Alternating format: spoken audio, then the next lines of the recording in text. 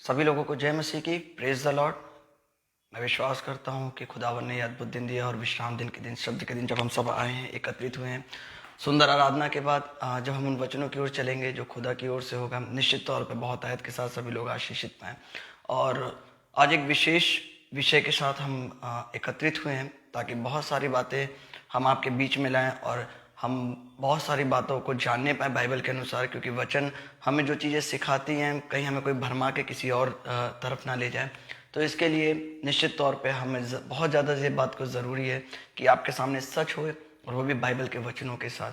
और सबसे पहले हम शुरू करने से पहले जिस शुरुआत इतनी अद्भुत रीति के साथ जो आराधना हुई है, निश्चित तौर पे बहुत आयत के साथ परमेश्वर का अनुग्रह हमारे मध्य में, क्योंकि बाइबल कहती है मत्ती 18:20 में, जहाँ 2 या 3 परमेश्वर के नाम से एकत्रित होते हैं वहाँ पे परमेश्वर की मौजूदगी होती है। तो खुदा की मौजूदगी हमारे मध्य में है और खुदा ही अपने सारे अद्भुत कार्यों को पूरा करे। हम मनुष्य हैं ही क्या, हम मनुष्य ही क्या, एक भाप के समान है, आज है कल नहीं है। तो निश्चित तौर पे बहुत आयत के साथ एक बार फिर से जब खुदा ने हमें इस योग्य बनाया, क्योंकि जब तक भेजे ना जाए तब तक क्यों कर प्रचार करें, जैसा कि बाइबल का वचन कहता है।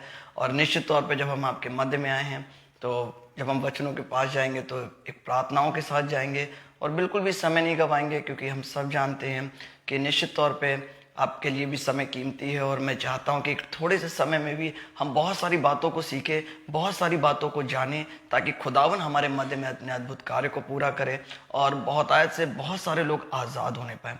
हमारा हमेशा मकसद यही होता है, हम और अमन भाई का, कि हम जब बात करते हैं तो यही हम लोग बात करते हैं कि इस पेज के थ्रू जो अमन भाई ने शुरुआत करी है, तो हम जो भी सच्चाई हो परमेश्वर के वचन की, जिस भी प्रकार के रीति रिवाज आज लोग मना रहे हैं बाइबल के विरोध में, मतलब कि जो वचन कहता है उसके अपोजिट काम कर रहे हैं, तो हम उनके सम्मुख सच को लेके आ पाए, उनके सामने सच को रखें कि वचन ये कहता है और आप किस प्रकार से चल रहे हैं।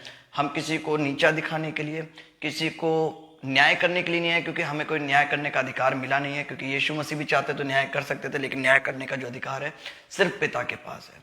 मगर हम ये चाहते हैं कि आप सब हमारे भाई बहन हैं जो भी आज गलत दिशाओं में चल रहे हैं, और हम उनसे प्रेम रखते हैं, प्रीति रखते हैं, क्योंकि यदि आप अपने बच्चों से प्रीति रखते हैं तो यदि वो गलत कार्य करते हैं तो उनको समझाएंगे, उनको ताड़नाएं देंगे और उनको सही नियम के बारे में बताएंगे। तो निश्चित तौर पे हमारा एक ही मकसद रहता है, वचन के साथ आपके मध्य में आए, वचन के साथ आपसे बातचीत करें और बहुत सारी बातों को आपके सामने लाएं जो आज के समय में शायद कहीं ना कहीं विलुप्त होती जा रही है। बहुत सारे लोग पता नहीं कौन किस शिक्षा के पीछे चल रहे हैं। तो निश्चित तौर पे आज हम बहुत सारी बातों को करने वाले हैं, और जो विशेष तौर पे जो विषय है वो विषय है शब्द के दिन के बारे में, क्योंकि हम शब्द के दिन में हम एकत्रित होते हैं और शब्द के दिन में हम बहुत बार प्रचार करने को आए हैं, और शब्द का दिन का महत्व क्या होता है और शब्द के दिन की क्या खासियत है और शब्द के दिन हमें क्या करना चाहिए और क्या नहीं करना चाहिए, आज हम इसके बारे में बात करेंगे। दूसरी बात, उचित रीति से उपवास। बहुत सारे लोग सोचते हैं केवल उपवास जो होता है बीमारी को ठीक करने के लिए, उनकी किसी मांग को पूरा करने के लिए उपवास होता है, लेकिन बहुत सारी चीजें हैं जो उपवास में हमें सेक्रीफाइस करना पड़ता है। जिस प्रकार से आप नबियों को देखते हैं, नबियों के बारे में जब हम बात करेंगे कि उन्होंने किस प्रकार के उपवास को रखा और परमेश्वर किस प्रकार के उपवास से प्रसन्न होता है। तीसरी बात, बहुत सारे लोग धूम धड़ाका और बहुत सारे लोग नाच गाने के साथ, बहुत सारे लोग क्या कर रहे हैं, क्रिसमस की तैयारी कर रहे हैं। बहुत अच्छी बात है क्रिसमस की तैयारी करना, लेकिन आज हम थोड़ी बात इस विषय में भी करेंगे कि क्रिसमस बहुत अच्छी बात है, लेकिन उसकी रीति रिवाज जो है जिस प्रकार से मना रहे हैं, क्या इस प्रकार से बाइबल हमें कहती है कि नहीं कहती है। आज हम इसके बारे में भी थोड़ी सी बात करेंगे, क्योंकि हम ज़्यादा इस विषय को नहीं ले जा पाएंगे। हमारा जो मेन आज का उद्देश्य है वो उचित उपवास और विश्राम दिन के बारे में है। तो निश्चित तौर पे आज बहुत आयत के साथ परमेश्वर की महिमा को मांग लेते हैं, परमेश्वर के नाम को धन्य कहते हुए उसके करीब चलते हैं, क्योंकि ये बहुत ज़रूरी विषय है। हम कहीं ना कहीं चूक रहे हैं जो आज अपनी परिस्थितियों से लड़ाई कर रहे हैं। दो बातें हैं, जिस प्रकार बहुत सारे लोग जानते हैं कि एक स्वर्ग है एक नरक है, इसके अलावा कुछ भी नहीं है। दो में से इंसान एक जगह जाएगा। बहुत सारे लोग कहते हैं हमारा न्याय तो यहीं पे ही होना है, हमें तो यहीं पे ही रुकना है। तो उनकी गलत फहमी है, एक स्वर्ग है एक नरक है, दो में से एक जगह जाएंगे। उसी प्रकार से अगर मैं बात करूं आपसे कि इंसान दो रीति से परेशान होता है। एक रीति या तो परमेश्वर के विरोध में काम कर रहा होता है और लगातार वो गुनाह गलती पाप कर रहा होता है, और दूसरी बात या परमेश्वर की महिमा के लिए कार्य होता है। पिछले दिनों में मैंने इस बात का प्रचार किया था, या तो अगर आपकी परिस्थिति बेकार बनी हुई है आपकी, अगर वो परिस्थितियों में आप परेशान हैं, कोई मार्ग नहीं खुल रहा है, लगातार लंबे समय से बीमार हैं, लगातार परिस्थितियों से जूझ रहे हैं, नौकरी से जूझ रहे हैं, बहुत सारी चीजों से जूझ रहे हैं, दो ही बातें हो सकती हैं। या तो परमेश्वर की एक अद्भुत महिमा है आपके लिए, योजना है, और दूसरी चीज या आप लगातार परमेश्वर के सम्मुख पाप कर रहे हैं। और इन बातों को हम वचनों के साथ आज देखेंगे। ये बातें मैं सिर्फ बोलता नहीं हूं कि बोल के उन बातों को आपको बताऊं, नहीं, इन बातों को हम वचन के साथ देखेंगे, वचन के साथ ही आपको बताएंगे। बिना वचन के मैं आपसे सच कहता हूं कि यदि मैं भी कुछ बात को आपको बताऊं तो वो भी मानने की जरूरत नहीं, क्योंकि वचन ही है जो परमेश्वर के नाम को महिमा देते हैं। क्योंकि बाइबल कहती है परमेश्वर के मुख खुलने से प्रकाश मिलता है, और अब उसको मुख कैसे खोल सकता हूं? उनके वचनों के द्वारा। तो बिल्कुल भरमाने वाली चीजों में बिल्कुल नहीं जाना है, हमें सिर्फ वचनों के साथ चलना है कि वचन जो कहते हैं हमें उसके रीति के अनुसार चलना है, उसकी रीति के अनुसार कार्य को करना है, किसी मनुष्य के अनुसार नहीं। दूसरी बात, अगर हम यहाँ पे एकत्रित हुए हैं 5 मिनट 10 मिनट के लिए नहीं, यदि आपके पास समय होता आप पूरी चीजों को देखें, पूरी चीजों को सुने, क्योंकि मैं हमेशा कहता हूं आधा अधूरा प्रचार या आधी अधूरी बात एक झूठ से खतरनाक होती है। तो आप लोगों के लिए बहुत सारी बातें रखी हैं यहाँ पे, बहुत सारी चीजें हैं आपको बताने के लिए। अगर आप धैर्य से धीरज के साथ सुनना चाहेंगे तो निश्चित तौर पे आज आप बड़ी चीजों से आनंदित होंगे, बहुत सारी चीजों को जान पाएंगे। क्योंकि कहते हैं, बाइबल कहती है, परमेश्वर का जीवित वचन कहता है, यहोवा अपने खोजियों को दर्शन देता है। और आप उसको खोज तभी सकते हैं जब उन वचनों के बारे में जानते हैं, जब उन चीजों के बारे में जानते हैं। तो निश्चित तौर पे बहुत आयत के साथ आज हम परमेश्वर के वचनों में चलने से पहले एक प्रार्थनाएं करेंगे। और आइए हम सब अपनी आंखों को बंद करें और इस अद्भुत सांझ के समय पे चलने के लिए परमेश्वर से प्रार्थनाएं करें और परमेश्वर के नाम को महिमा दें। आइए हम अपनी आंखों को बंद करें। खुदावन अजीज, हम धन्यवाद करते हैं मेरे जीवित अंगीकारी दयालु परमेश्वर, मेरे प्रेमी पिता। एक बार फिर से हम आपके हुजूरी में आते हैं पिता। इस सुंदर सी शाम के लिए हम आपका धन्यवाद करते हैं, इस विश्राम दिन के लिए आपका धन्यवाद करते हैं पिता, कि इस विश्राम दिन में आपने हम सबको जीवितों में रखा। क्योंकि हम जानते हैं बहुत से लोग आज का दिन नहीं देख पाए, बहुत से लोग आज के दिन में जीवित नहीं हैं, बहुत से लोग अपने प्राणों को खो चुके हैं, मगर आपको ये छोटा सा झुंड पाया। क्या कि पिता इस पेज के माध्यम से आप अपनी महिमा दिखा पाए। क्योंकि पिता परमेश्वर, जिनसे आप अपनी महिमा लेना चाहते हैं उनसे ही महिमा लेते हैं। और खुदावन, जब आपने हमें चुना है, निश्चित तौर पर अपने अद्भुत कार्य को आप पूरा करें। पिता परमेश्वर, बहुत आयत के साथ पिता आज आपने हमें चुना, क्योंकि पिता आप हमें अपने स्वर्ग की उन आशीषों को देना चाहते हैं जो आपने हमारे पिता अब्राहम, पिता इसहाक, पिता याकूब से वाचा में बांधी है।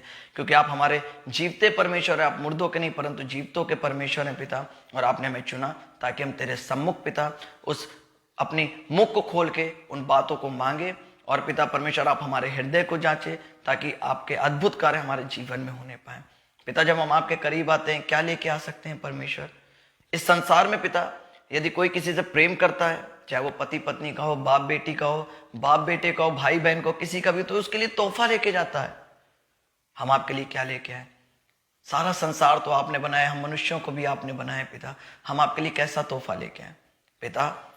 हम अपने हृदय से निकलने वाली धन्यवाद रूपी बलि भेंट, अपने आप को जीवता बलिदान करके आपके सम्मुख लेके आते हैं। और आराधना की भेंट परमेश्वर, जो भी आपकी इच्छा के अनुसार आपकी बेटी ने किया पिता, उसकी भेंट आपके चरणों में चढ़ाते हैं पिता, और आप उसे स्वीकार करें।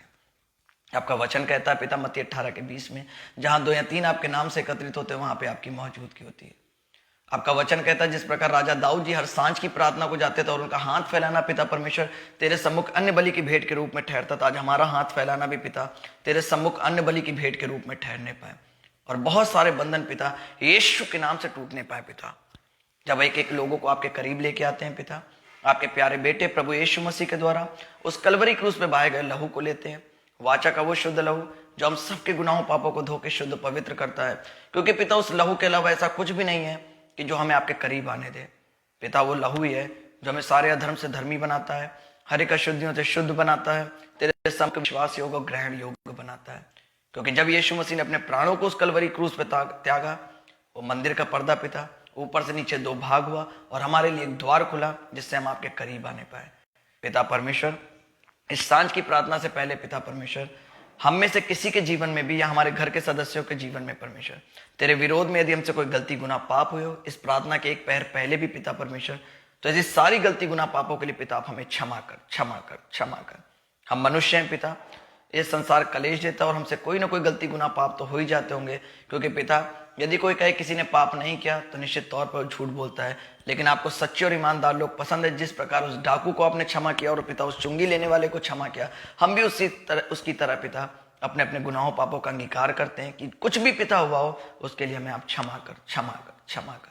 आप क्षमा देने योग्य परमेश्वर हैं, आप ही जो क्षमा दे सकते हैं, क्योंकि स्वर्ग पृथ्वी का और क्षमा देने का सारा अधिकार यीशु मसीह आपके हाथ में है। आप पिता के प्रिय बेटे उनके दाहिने सिंहासन पर बैठे हैं, और पिता कोई भी मनुष्य बिना क्षमा किए आपके सम्मुख नहीं आ सकता। आपने हमें क्षमा किया, हम धन्यवाद करते हैं। आपका वचन कहता है पिता कि जब भी प्रार्थनाएं क्या करो इस रीति से क्या करो, जैसा मत्ती 6:9 में लिखा है, हम उसी रीति से प्रार्थना करते हैं। हे हमारे स्वर्गीय पिता, आप जो स्वर्ग में बहुत ऐसे आपका राज्य है, स्वर्ग में जैसे आपका नाम पवित्र माना जाता है, हमारे जीवन इस पृथ्वी पर आपका नाम पवित्र माना जाए। स्वर्ग में जैसे आपकी इच्छा पूरी होती है, हमारे जीवन इस पृथ्वी पर आपकी इच्छा पूरी होने पाए। आज दिन भर की रोटी हमें दे, सारी गलती गुनाह पापों से बचा के रखे, किसी भी तरह की परीक्षा में ना पड़ने दे। जैसे हमने अपने अपराधियों को क्षमा किया, आप भी हमारे अपराधों को क्षमा करें, क्योंकि राज्य पराक्रम और महिमा पिता सदा आपके ही हैं। आमीन।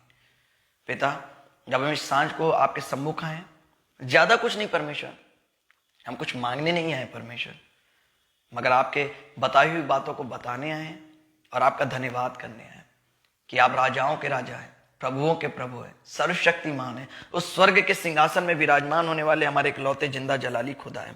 आपके जैसा कोई ईश्वर नहीं और आपको छोड़ के कोई भी परमेश्वर है ही नहीं। आप थे, आप हैं और आप आने वाले खुदा हैं। आपके दाहिने हाथ में दीर्घायु और बाएं हाथ में धन और संपदा की आशीष श्रद्धा बनी रहती है। आपका वचन कहता मत्ती 24:35 में, आकाश और पृथ्वी सब टल जाएंगे परंतु आपके वचन कभी ना टलेंगे। खुदावन, हम चाहे तेरे प्रति विश्वासघाती भी क्यों न हो जाते हैं, फिर भी आप हमारे लिए विश्वास योग्य परमेश्वर है।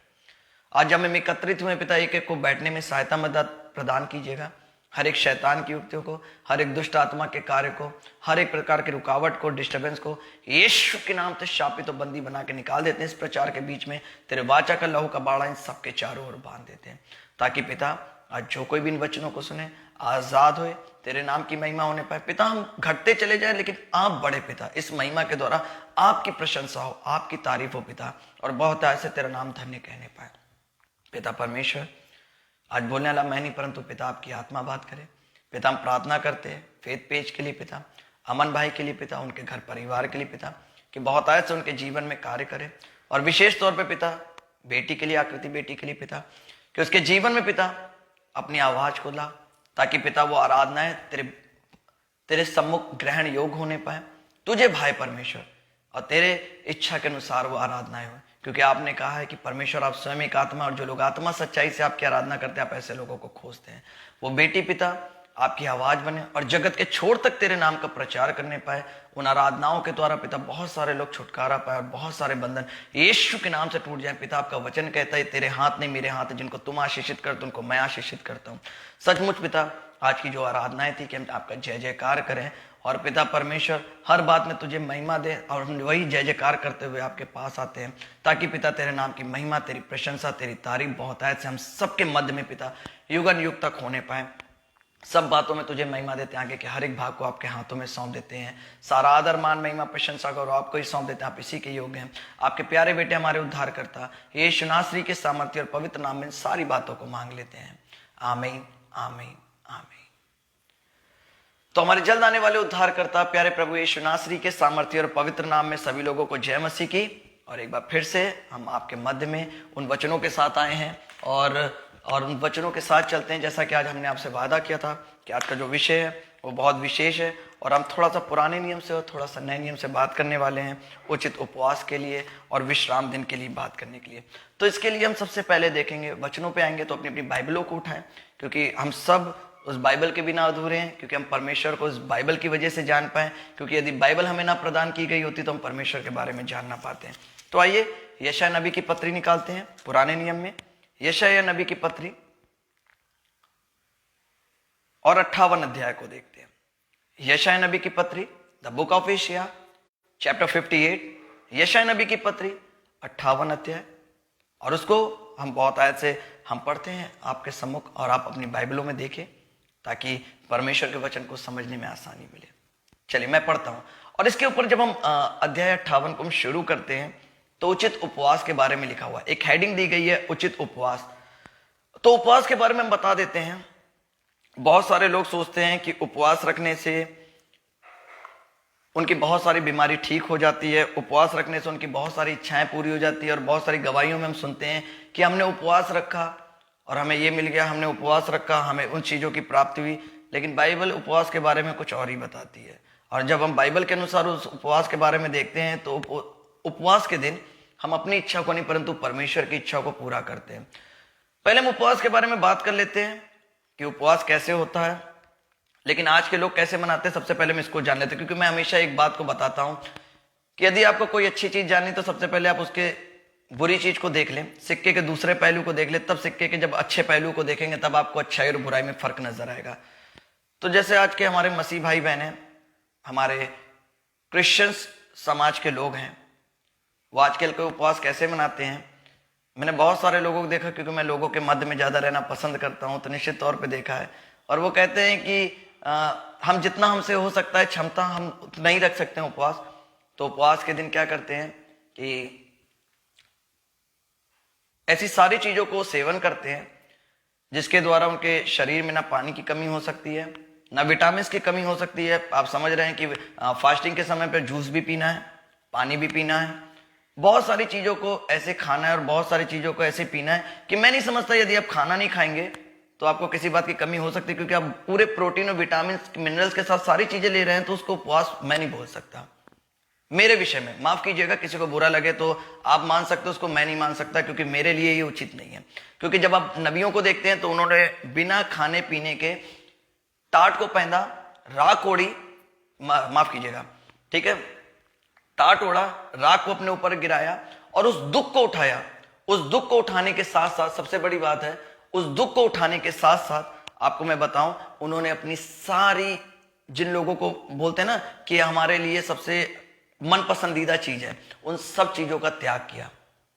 मैं केवल एक छोटा सा उदाहरण आपको बता दूं। जब हम दानियल के बारे में जब देखते हैं कि जब उसको शेर की मांद में डाला जाता है, तो वहां पे राजा दारा के बारे में देखते हैं कि वहां पे उसने अपना बिछौना, जिस बिस्तर पे वो सोता था, उसने सब अपने ऐशो आराम को त्यागा, अपने अच्छे भोजन को त्यागा। और उस दिन वो चिंतित रहा कि जब वो लोग कोई भी उपवास रखते थे, कोई नबी उपवास रखते थे परमेश्वर से पश्चाताप करने के लिए, परमेश्वर के करीब आने के लिए और बहुतायत के साथ अपनी भूख को जगाने के लिए। क्योंकि यदि मैं आपको एक बात बताऊं, अगर आपका पेट भरा है ना, अगर आपके जीवन में सारी सुविधाएं हैं ना, आप परमेश्वर के पास उस प्रेम से नहीं जा सकते हो कि जिस समय का प्रेम कैसा होता है कि यदि आपके पास खाने को नहीं है और आपके पास कोई जरूरत का सामान नहीं है, या आप किसी परिस्थितियों में फंसे हुए हैं, या आपकी परिस्थितियां बहुत समय से, लंबे समय से खराब चली आ रही हैं, आप उस समय जितना गिड़गिड़ा के, जितना रो के और जिस भूख को अपने अंदर से जगाते हुए परमेश्वर के करीब जाएंगे,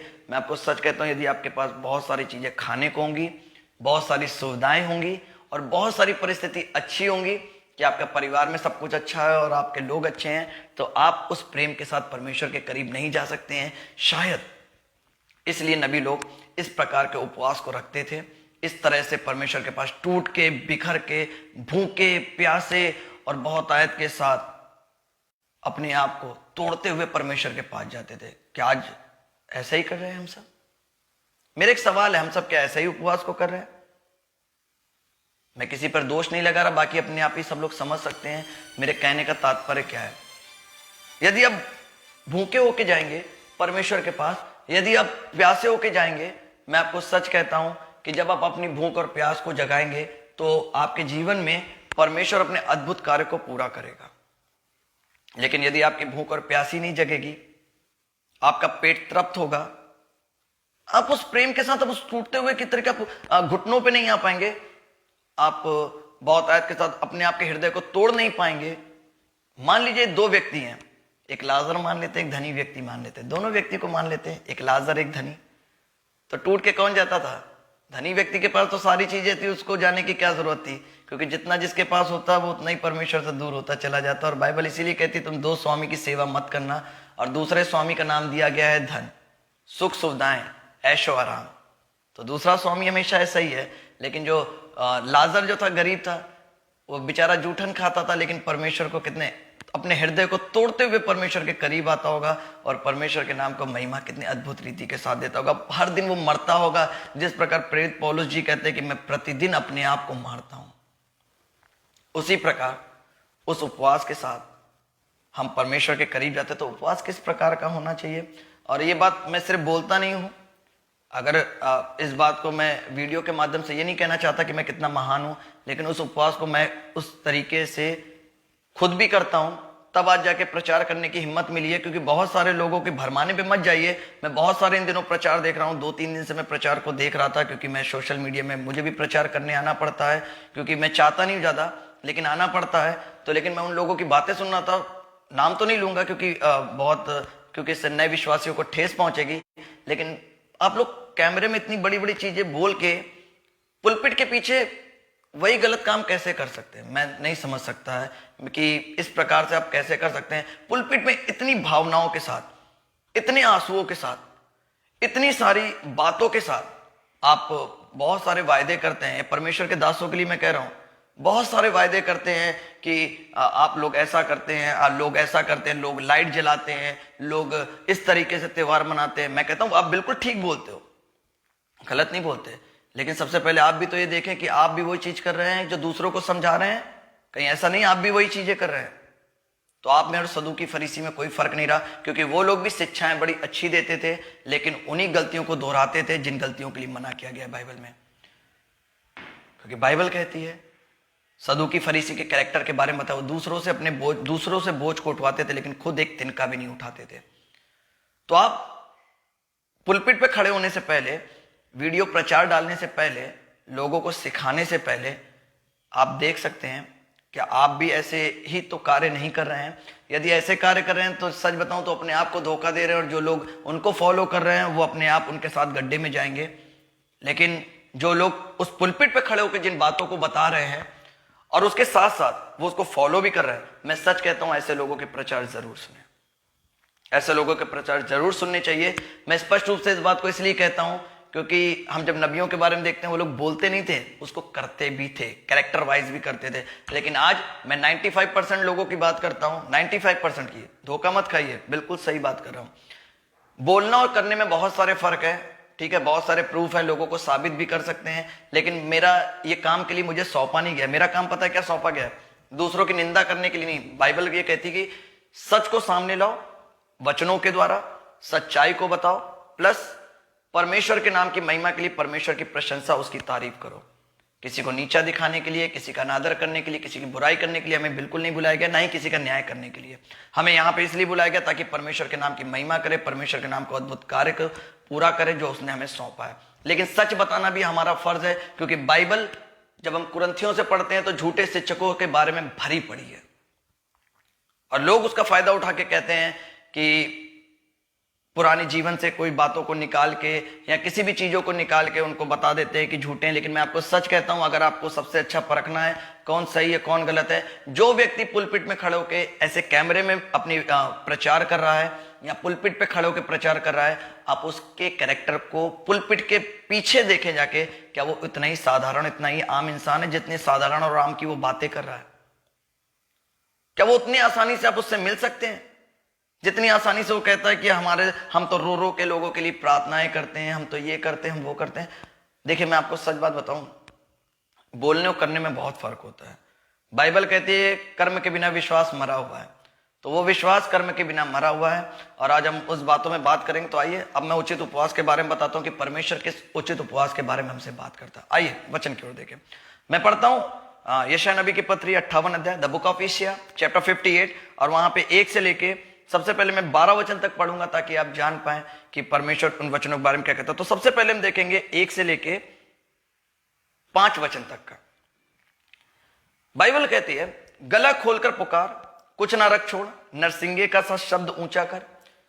जैसा पवित्र शास्त्र में लिखा है, गला खोलकर पुकार, कुछ ना रख छोड़, नरसिंगे सा शब्द ऊंचा कर, मेरी प्रजा को उसका अपराध अर्थात याकूब के घराने को उसका पाप जता दे। परमेश्वर यशायाह नबी जो भविष्यवक्ता थे, उनके द्वारा एक मैसेज इजरायलियों को, अपने लोगों को भेज रहे हैं। और ये मैसेज आज मैं भी आप लोगों के सम्मुख सुना रहा हूं, क्योंकि आप भी परमेश्वर की प्रजा हैं और मेरा ये फर्ज बनता है कि मैं आप लोगों के मध्य में भी ये मैसेज लेके आऊं। तो वहां पे परमेश्वर ने, प्रभु यहोवा ने यशायाह नबी को चुना और उनसे कहा, गला खोलकर पुकार, कुछ ना रख छोड़, नरसिंगे साथ शब्द ऊंचा कर, मेरी प्रजा को उसका अपराध जता दे अर्थात याकूब के घराने को उसका पाप जता दे।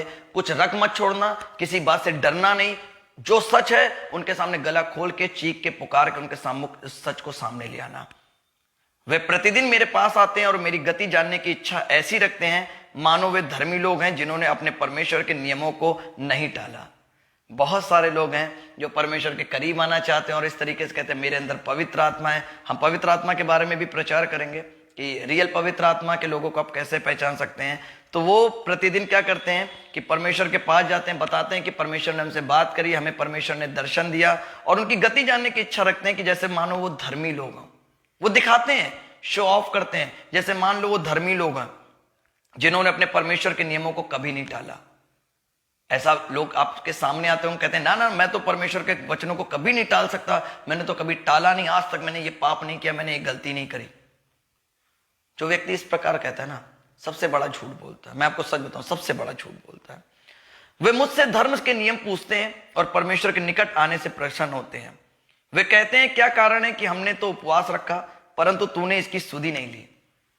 वो लोग सवाल करते हैं परमेश्वर से कि हमने तो उपवास को रखा, हम फास्टिंग भी रखते हैं, लेकिन परमेश्वर तू हमारी सुधि क्यों नहीं लेता है। बहुत सारे लोगों के मन में सवाल होता है, वो बस फास्टिंग रख लेते हैं लेकिन उसके नियम को नहीं जानते कि उपवास उचित रीति से किस प्रकार रखे, और कहते हैं उपवास हमने रखा लेकिन तूने मेरी सुधि नहीं ली।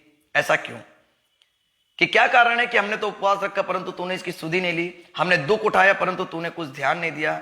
सुनो, उपवास के दिन तुम अपनी ही इच्छा पूरी करते हो और अपने सेवकों से कठिन कामों को कराते हो। परमेश्वर कहता है कि सुनो, तुम उपवास के दिन सिर्फ अपनी इच्छा को पूरी करते हो।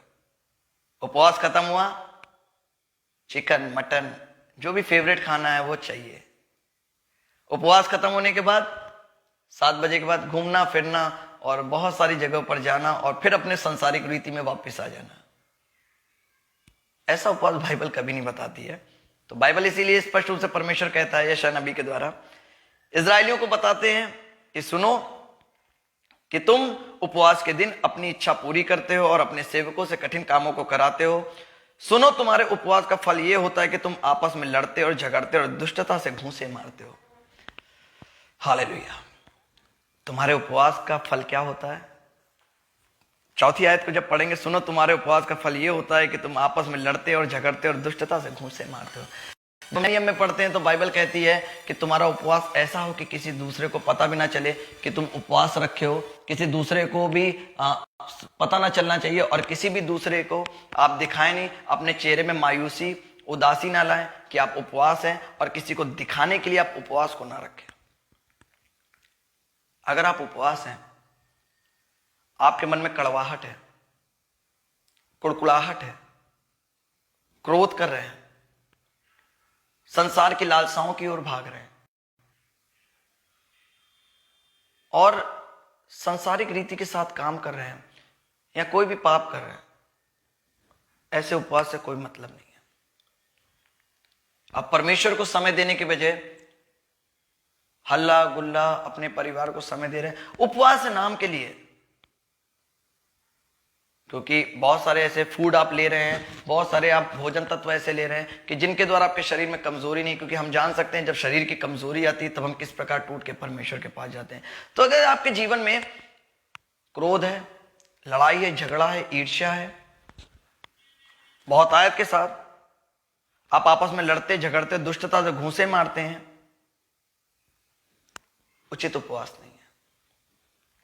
आगे पढ़ते हैं, जैसा उपवास तुम आजकल रखते हो उससे तुम्हारी प्रार्थना ऊपर नहीं सुनाई देती। इस प्रकार का जो आप उपवास रखते हैं इसलिए लोग परेशान हैं और आपकी प्रार्थनाएं ऊपर तक नहीं पहुंच रही है।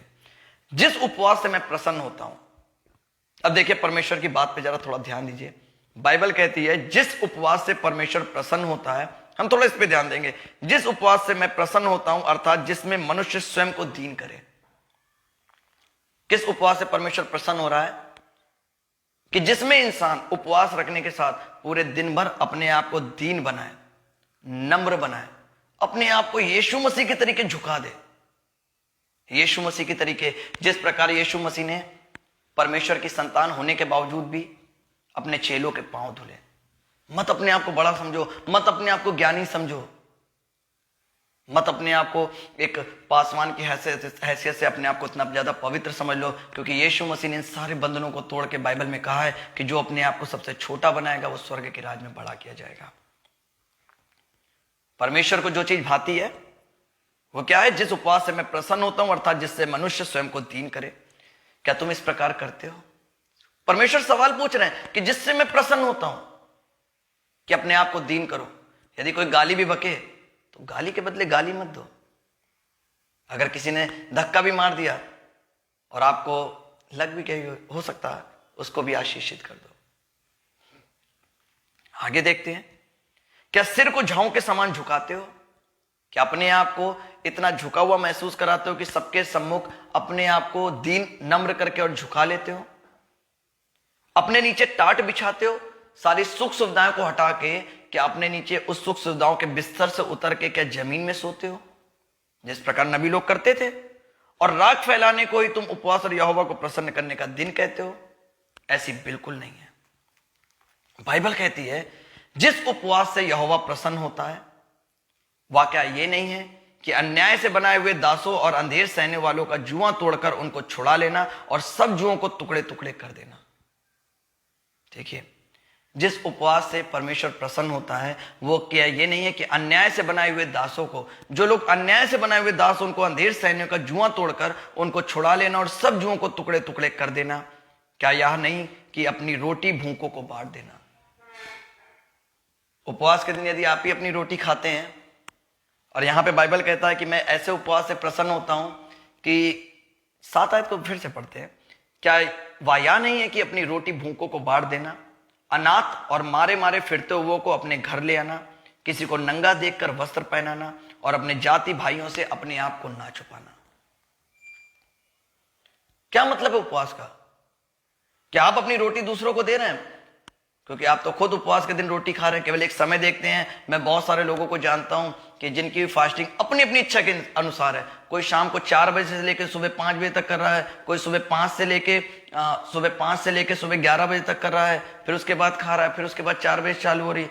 अपनी सुविधा के अनुसार परमेश्वर के नियम को ताक पे रख दिया। वचन क्या कहते हैं? उससे हमें कोई मतलब नहीं, हमारी जितनी क्षमता हम केवल उतना कर पाएंगे। बाइबल बताती है नबियों ने दुख को उठा उठाकर परमेश्वर की इच्छा को पूरा किया है। और बाइबल खुद ये बात को कहती है, यीशु मसीह स्वयं इस बात को कहते हैं कि यीशु मसीह ने भी दुख उठा उठाकर पिता की बात को मानना सीखा है। दुख उठा उठाकर, अगर आपके पास सारे सुख हो, अगर आप बात सीख रहे हो कि हमसे नहीं हो पा रहा है, हमसे नहीं हो सकता है, परमेश्वर ने कहा है कि मेरा अनुग्रह ही तुम्हारे लिए काफी है। कैसे नहीं होगा? मैं आपको सच बताऊं, मुझे भी ऐसा लगता था कि वो सब लोग, और बहाना क्या बनाते हैं कि वो तो परमेश्वर थे, यीशु मसीह थे, हम उनकी तरह थोड़ी ना बन सकते हैं। तो यीशु मसीह से आप क्यों उम्मीद रखते हो कि जब उसने कहा कि जो बड़े बड़े काम, जो चमत्कार मैं करता हूं, उससे बड़े बड़े चमत्कार तुम भी करोगे? ये लाइन याद रहता है, लेकिन ये नहीं याद रहता कि यीशु मसीह ने किस प्रकार से दुख उठाया, किस प्रकार वो 40 दिन भूखा प्यासा रहा, किस प्रकार उसने परमेश्वर की इच्छा को पूरा किया, किस प्रकार उसने दुख उठाया और हर प्रकार से उसने कष्ट को सहा, लेकिन पिता की आज्ञा को सर्वोपरि रखा, प्रथम स्थान दिया। अब देते हैं उपवास में दूसरों को रोटी, भूखों को रोटी खिलाते हैं, नंगों को वस्त्र पहनाते हैं, जाके अन्याय के बंधनों को तोड़ते हैं। क्या अपने जाति भाइयों से अपने आप को छुपाते नहीं, बताते हैं? आज बहुत सारे लोग मसीह में होने के बावजूद अपने परिवार, अपने रिश्तों में क्या करते हैं? लोगों से छुपा रहे हैं। कि अपने जाति भाइयों से आप अपने आप को छुपाते हो कि बताते हो? बाइबल कहती है 8वीं आयत में, अगर आप इस प्रकार से करते हो जिस प्रकार परमेश्वर उपवास के लिए कहता है, तब तेरा प्रकाश पांव फटने के समान चमकेगा और तू शीघ्र चंगा हो जाएगा। तेरा धर्म तेरे आगे आगे चलेगा, यहोवा का तेज तेरे पीछे रक्षा करते हुए चलेगा। अगर आप आज जिन रास्तों को मैं बता रहा हूं कि यदि उस उपवास के साथ कष्ट उठाते हुए चलेंगे, कष्ट होगा, लेकिन अगर उस कष्ट के साथ चलेंगे तो मैं आपको सच बताऊं, जैसे 8वीं आयत में लिखा है ना, 8 आयत को जब पढ़ते तब तेरा प्रकाश पांव फटने के समान होगा। यानी कि आपके जीवन की जो चमक होगी ना, एक सूर्य की जब चमक होती है ना सुबह के समय पे, जैसे सूर्य की चमक किरणें उसकी बिखरती है, ऐसा आपका जीवन प्रकाश में लोगों के बीच में हो जाएगा, उस पांव फटने के समान होगा और तू शीघ्र चंगा हो जाएगा। भले आपकी परिस्थिति कैसी हो, भले कितनी बड़ी बीमारी हो, उसके लिए आप एक लंबे समय से उपवास रख रहे हैं, लेकिन जब आप इस प्रकार से चलेंगे तो बाइबल कहती है तू शीघ्र चंगा हो जाएगा और तेरा धर्म तेरे आगे आगे चलेगा और यहोवा का तेज तेरे पीछे तेरी रक्षा करेगी। यहोवा का तेज तेरे पीछे रक्षा करेगा। और जिसके पीछे परमेश्वर यहोवा खड़ा है, उसको क्या फर्क पड़ता है कि उसके सामने कितनी भी तकलीफें क्यों ना हो। तब तू पुकारेगा और यहोवा तेरा उत्तर देगा। देखिए बाइबल स्पष्ट रूप से बता रही है, तब आप पुकारेंगे और तब परमेश्वर आपके वचनों का क्या देगा, उत्तर देगा। तो दुहाई देगा और वह कहेगा मैं यहां हूं। आप कहेंगे, आप पुकारेंगे, परमेश्वर मुझे तेरी जरूरत है, और परमेश्वर कहेगा मेरे बच्चे, मेरे बेटा, मेरी बेटी, मेरे प्रियो डरो नहीं, मैं यहां हूं। ऐसे जब आप परमेश्वर के नियमों का उचित रीति से पालन करते हुए चलेंगे, ये व्यवस्था नहीं है, ये परमेश्वर की आज्ञाएं हैं, ये नियम है। क्योंकि बाइबल कहती है यदि तुम मुझसे प्रीति रखते हो, यीशु मसीह ने कहा अपने चेलों से कि यदि तुम मुझसे प्रीति रखते हो तो मेरी आज्ञाओं को भी प्रेम रखोगे और आज्ञाओं को भी मानोगे, इससे मैं जान जाऊंगा कि तुम मुझसे प्रेम रखते हो। आगे की देखते हैं। तब तो पुकारेगा और यहोवा उत्तर देगा, तू दुहाई देगा और वह कहेगा मैं यहां हूं। यदि तू अंधेर करना और उंगली उठाना और दुष्ट बातें बोलना छोड़ दे तो। यदि परमेश्वर की बातों पर उंगली उठाना और दुष्ट बातें बोलना छोड़ दे और गलत काम करना, अंधेर करना छोड़ दे, तो ये सारी चीजें संभव हैं। उदारता से भूखों की सहायता करे। देखिए क्या कहता है 10 आयत में क्या लिखा है, उदारता से, दीनता, नम्रता से भूखों की सहायता करे और दीन दुखियों को संतुष्ट करे। दीन दुखियों के पास जाए। संसार में देखिए खुशियों के लिए तो बहुत सारे लोग हैं, लेकिन जो परेशान हैं, हमें परमेश्वर ने ऐसों के लिए बनाया है कि जो लोग परेशान हैं उनके बंधनों को तोड़े, उनके जुओं को तोड़े। और जिस प्रकार उदारता से भूखों की सहायता करे और दीन दुखियों को संतुष्ट करे, तब अंधियारे में तेरा प्रकाश चमकेगा। तब आप परमेश्वर की संतान के अनुसार आपका जीवन वो प्रकाशमय हो जाएगा। तब जिस प्रकार अंधेरे में एक छोटी सी माचिस की तीली भी जला लेना और बहुत ज्यादा प्रकाश लगता है, आप संसार के बीच में इस प्रकार से प्रकाशमान हो जाएंगे यदि आप भूखों की सहायता करेंगे, दीन दुखियों की संतुष्ट करेंगे और अंधेरे में तब आपका प्रकाश चमकेगा और तेरा घोर अंधकार दोपहर सा उजियाला हो जाएगा। जैसी भी परिस्थितियां चल रही हो, यदि शत्रुओं ने भी घेर रखा हो, सारी परिस्थितियां बदल के एक प्रकाशमान उज्जवल जीवन आपका हो जाएगा। यहोवा तुझे लगातार लिए चलेगा और अकाल के समय तुझे तृप्त और तेरी हड्डियों को हरी भरी करेगा। परमेश्वर आपको लगातार लिए चलेगा और अकाल में भी आपको संभाले रहेगा। आपके पास किसी भोजन वस्तुओं की घटी नहीं होगी और आपकी हड्डियां हरी भरी, यानी कि आप स्वस्थ रहेंगे और आपकी हड्डियां हरी भरी करता रहेगा। और तू सींची हुई बारी और ऐसे सोते के समान होगा जिसका जल कभी नहीं सींचता। एक ऐसी बहती हुई नदी जो कभी ना सूखने वाली है, यानी कि जिसको हम एक नए नियम के अनुसार कह सकते हैं जीवन की जल की नदी। तो हमारा सोता एक ऐसा होगा कि जो कभी सूखेगा नहीं, उसमें कभी भी अकाल नहीं पड़ेगा, वो कभी भी नदी सूखेगी नहीं। और इस प्रकार हम सींची हुई बारी और ऐसे सोते के समान होंगे जिसका जल कभी नहीं सूखता है। तेरे वंश के लोग बहुत काल के उजड़े हुए स्थानों को फिर बसाएंगे। तो पीढ़ी की पीढ़ी पड़ी हुई नींव पर घर उठाएगा। तेरा नाम टूटे हुए बाड़े का सुधारक और पंथों का ठीक करने वाला पड़ेगा। अगर आप इस उचित रीति से उपवास रखते हैं तो मैं आपको कहता हूं, सच बताऊं तो बहुत सारे बंधन, आपको मैं विश्वास दिलाता हूं, फेसबुक, यूट्यूब में सब जगह मेरा नंबर है। आप एक बार विश्वास करके अगर इस प्रकार चलेंगे, आपके जीवन की अद्भुत गवाही आप खुद मुझे देंगे। और मुझे भी देने की जरूरत नहीं, खुदा के आगे रखनी, क्योंकि ये सब कुछ जो करते हो परमेश्वर करता, हम इंसान हैं ही क्या। लेकिन यदि आप उचित रीति के साथ चलने वाले हैं तो मैं आपको सच बताऊं कि आपके जीवन में ऐसे अद्भुत चमत्कार होंगे जैसा 1 कुरिन्थियों 2 अध्याय उसकी 9 आयत में लिखा है, ना आंखों ने देखा, ना कानों ने सुना, ना चित्त में समाया, फिर भी परमेश्वर ने अपने प्रेम करने वालों के लिए हर एक असंभव बात को संभव किया।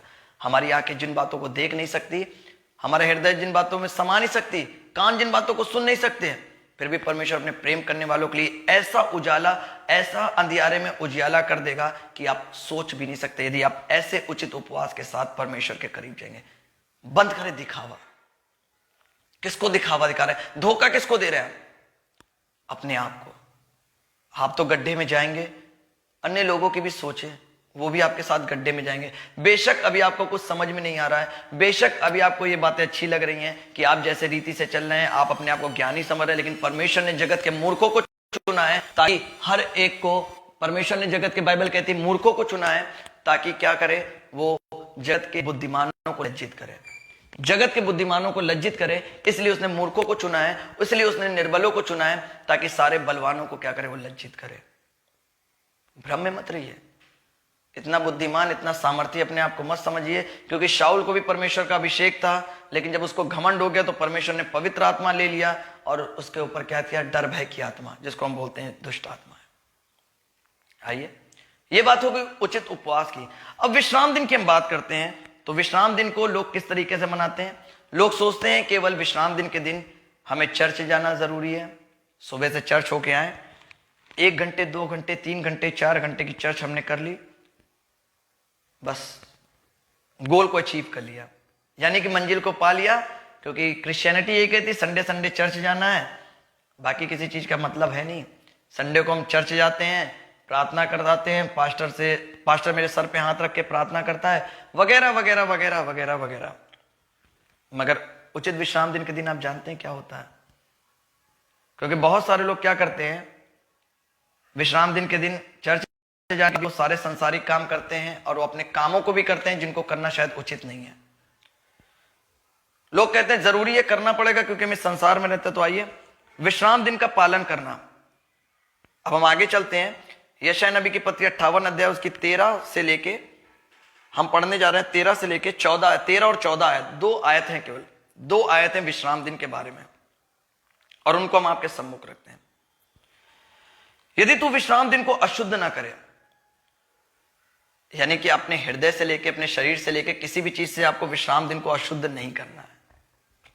बहुत से लोग इस धोखे में रहते हैं और बहुत सारे पापों को कर देते हैं। विश्राम दिन का मतलब है कि परमेश्वर का दिन है, और हमें इसमें बिल्कुल भी क्या करना है कि इसमें परमेश्वर के दिन को अशुद्ध नहीं करना है। और यदि तू विश्राम दिन को अशुद्ध ना करे, अर्थात मेरे उस पवित्र दिन में अपनी इच्छा पूरी करने का यत्न ना करे।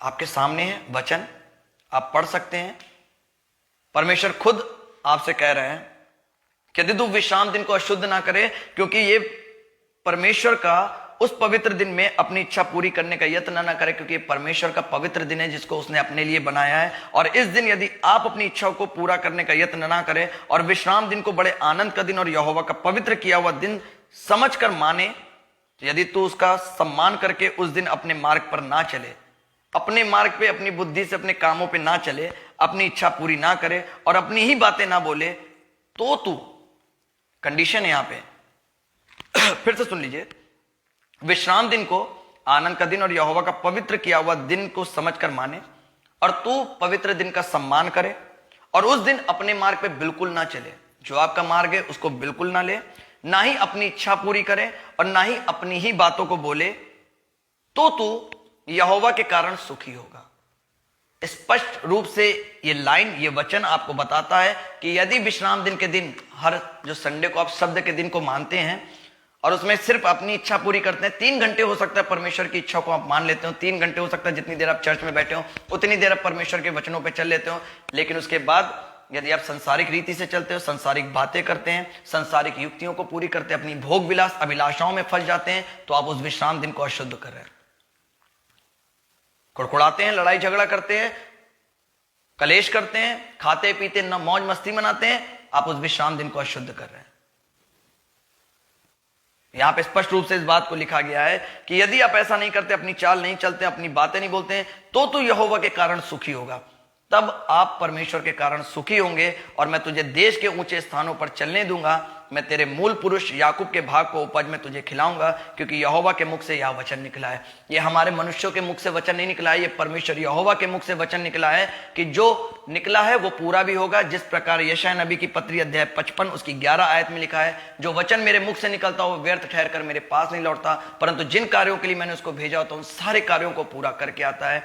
आप इस बात को याद रखें कि उचित उपवास और उचित विश्राम दिन, जो शब्द का दिन हम लोग मनाते हैं, उसमें हम अपनी इच्छाओं से, अपनी इच्छा से बोल भी नहीं सकते हैं, अपनी मन की नहीं कर सकते हैं, अब गलत चाल नहीं चल सकते हैं, अशुद्ध नहीं हो सकते हैं, बल्कि परमेश्वर के सारे कार्यों को करना हमारे लिए जरूरी है। जो उसकी इच्छा है, जो उसका कार्य है, जो उसका किया हुआ कहना है कि किस प्रकार हम भूखों को भोजन खिलाना है, किस प्रकार हमें बीमारों की सुधि लेनी है, किस प्रकार हमें नंगों उघाड़ों को अपने वस्त्र दे देने हैं, यहां तक अपने भूखों को अपनी रोटी भी दे देनी है।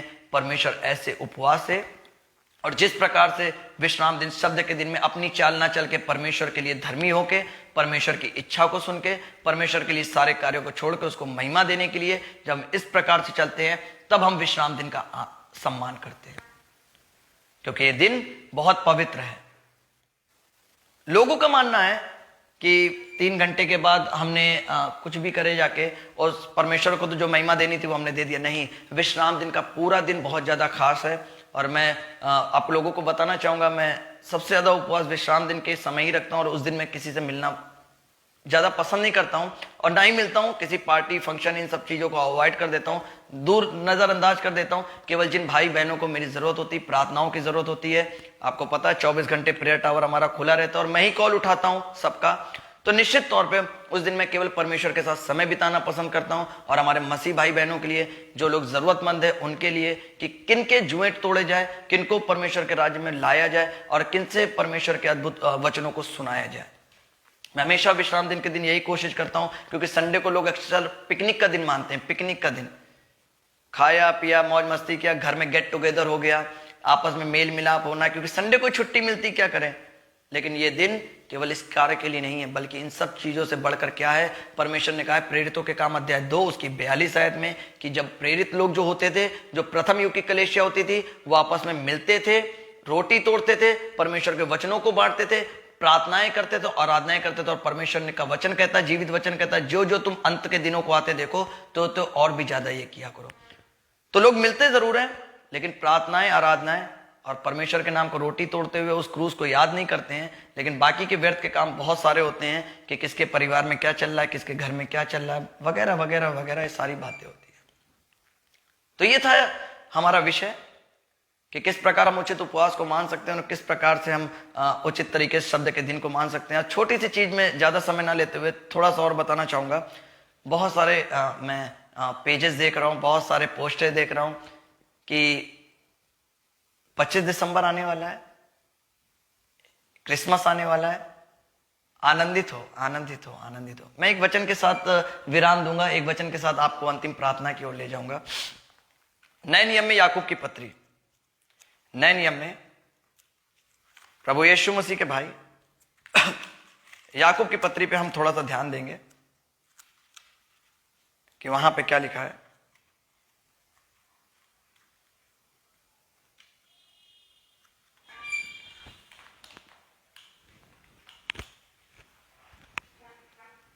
आइए हम सब नए नियम में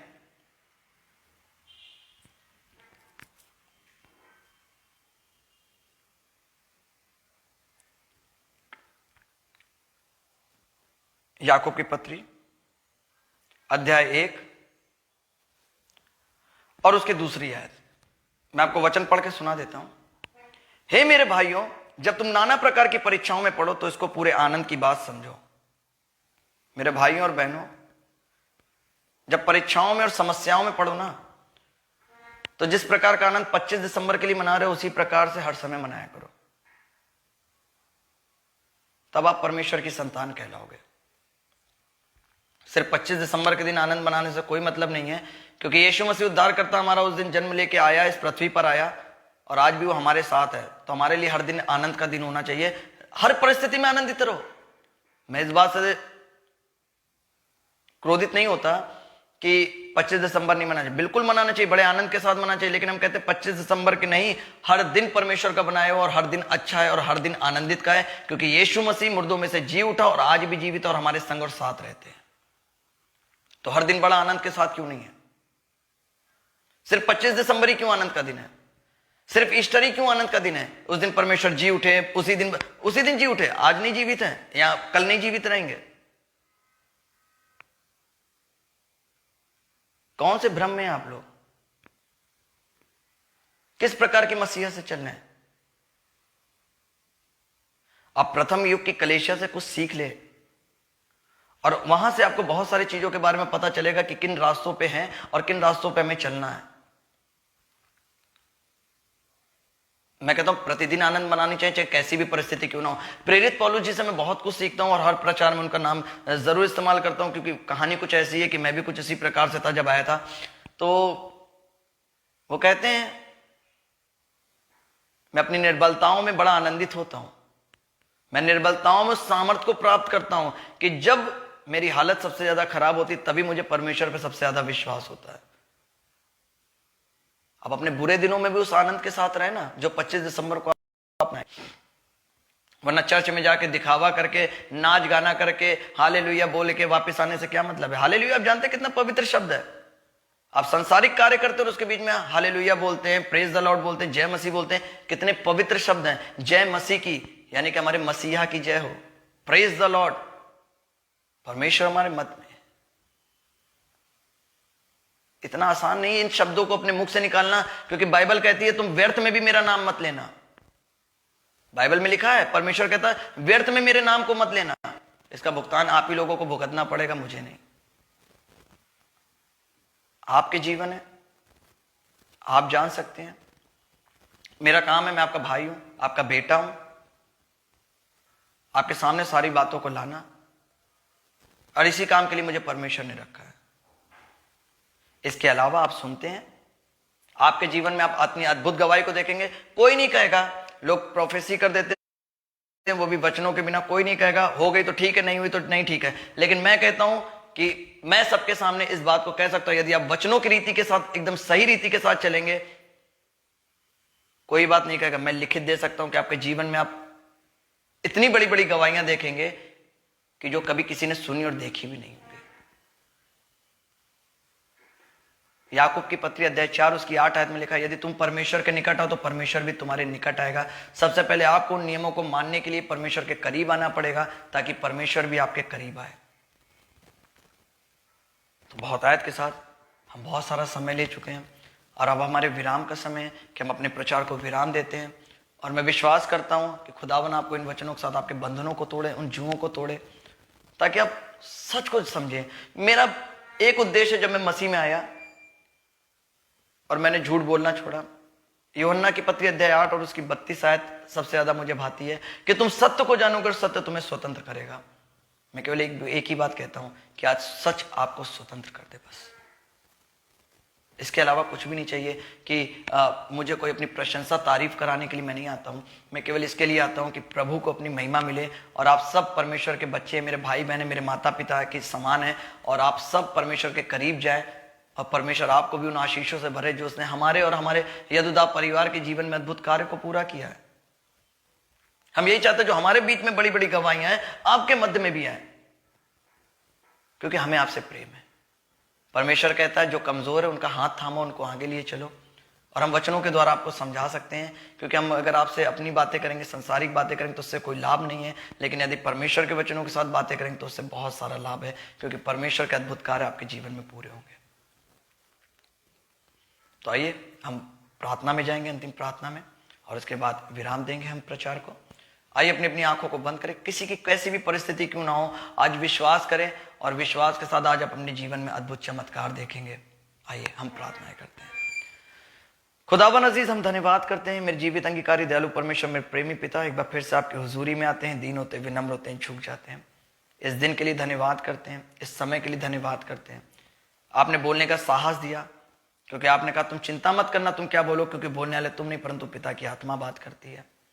खुदा, हम विश्वास करते हैं, हमें किसी का डर भय नहीं, परंतु पिता आपके भय में चलना चाहते हैं, क्योंकि यहोवा का भय मानना बुद्धि की शुरुआत है।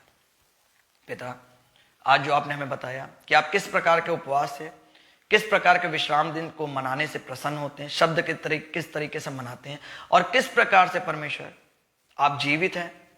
और हमारे लिए तो हर दिन क्रिसमस होना चाहिए, क्योंकि हमारा खुदा जीवित है और हमारे संग और साथ है, और हमें आनंदित रहना चाहिए हर बातों पे। इन बातों के साथ पिता, इनके जीवन में सारी बातें 10, 20, 30 नहीं परंतु 100 गुना अधिक फल लाए। ये पिता वचन के बीज इनके उपजाऊ भूमि पर गिरे, हृदय की भूमि पर गिरे और सींची जाए पिता, ताकि वक्त आने पे बहुत आयत से काम लाए। पिता, जो लोग प्रचार देख रहे हैं, आज एक एक बातों को पिता उनके हृदय को छू ले। अब इसी समय परमेश्वर उन सबके हृदय को छू ले। खुदावन पवित्र आत्मा को अपने मध्य, उनके मध्य में भेज। मैं तो मनुष्य हूं पिता, मेरे लिए तो असंभव है, लेकिन आपके लिए सब कुछ संभव है। पवित्र आत्मा, जो लोग इस प्रचार को सुन रहे और जो सुनने वाले, इसी समय उनके जीवन में प्रवेश करे, उनके शरीर को टच करे, सारे बोझ को इस समय हल्का कर दे। पिता, हम जानते हैं जब आपकी पवित्र आत्मा आती है तो आपकी अद्भुत शांति से भर देती है, और इंसान के सारे बुरे कामों से उसको छुड़ा देती है। हर बीमारी, हर एक शैतान की योजना, शैतान का षड्यंत्र किया कराया, जादू टोना, श्राप, बंधन, हर एक प्रकार की निराशा, हर एक प्रकार की असफलता, हर एक प्रकार की रोजगार की समस्या, हर एक प्रकार की विकलांगता, कोरोना की बीमारी, हर एक प्रकार के केस, हर एक प्रकार के ऐसे दुष्ट युक्तियां जो भी पिता एक एक के जीवन में इसी समय यूहन्ना 1:12 के अनुसार आपकी संतान होने के अधिकार से यीशु के नाम से शापित और बंदी बना के निकाल देते हैं। हर बंधन यीशु के नाम से तोड़ देते हैं।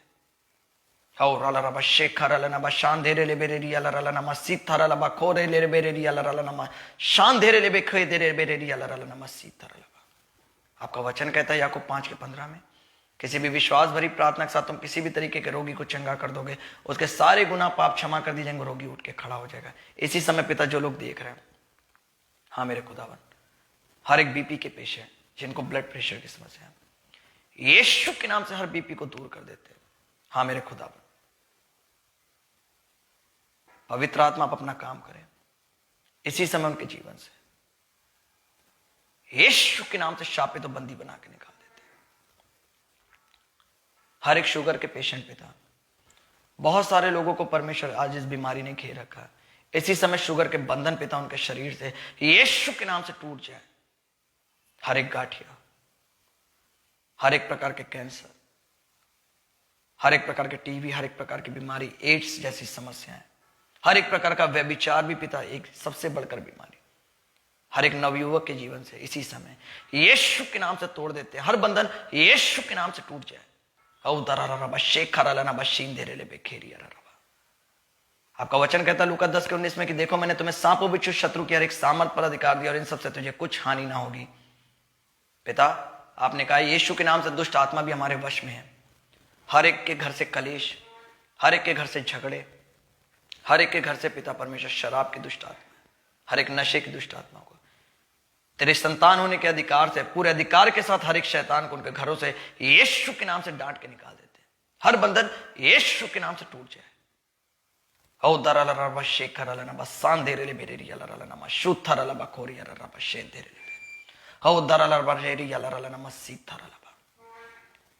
खुदावन आपका वचन कहता है मरकुस 11:24 में, जो कुछ भी तुम विश्वास के साथ विनती प्रार्थना में मांगते हो और प्रतीत करते हो तुम्हें मिल गया, तुम्हारे लिए हो जाएगा।